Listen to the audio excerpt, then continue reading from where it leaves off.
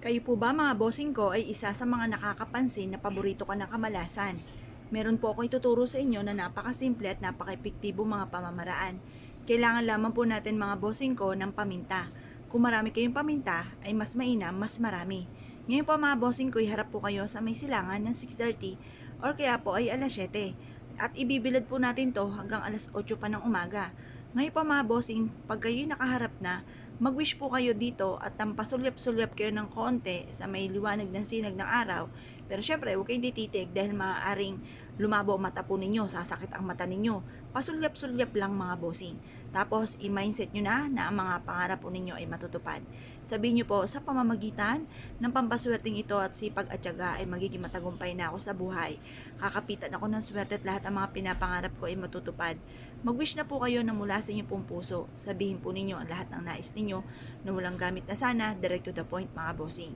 Pagtapos na po kayo mag-wish mga bossing ko ay mainam na humarap po kayo sa may pintuan po ninyo at kung may pwedeng pagtusukan nito ay itusok nyo po ito. Ngayon po, kahit gaano kadami, basta makapagtusok ka po ng ganito, mas marami ay mas okay. Ngayon pa mga bossing, habang tinutusok nyo po ito sa lupa, paulit-ulit kayo nagwi-wish na itinatapon ko na lahat ng kamalasan ko at huwag ka na muling babalik pa. Pagtapos po niyan mga bossing ko, i-mindset nyo na kayo magiging matagumpay at lahat ng mga pangarap ninyo ay matutupad. Pagtapos na po ito mga bossing, pwede rin naman ang ibang pamamaraan bukod sa pagtutusok ng ganito sa may harapan ng inyong tahanan.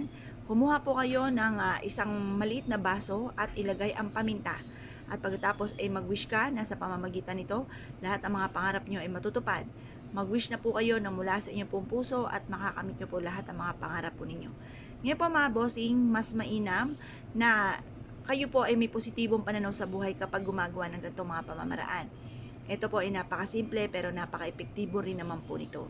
Ngayon po mga bossing, mas mainam po na kayo po ay may 100% na paniniwala.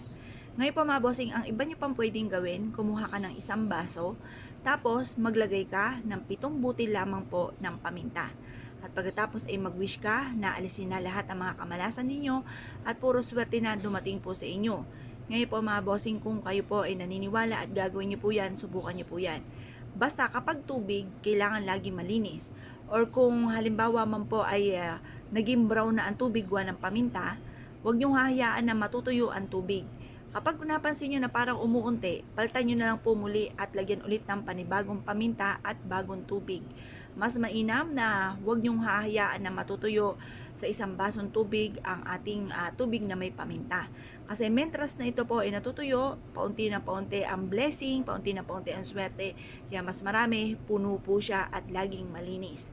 Huwag nyong hayaan na umunti mga bossing. Ngayon pa mga bossing ko kayo pinaniwala at naisip po itong gawin. Ay siya mga bossing, good luck po sa inyo po lahat.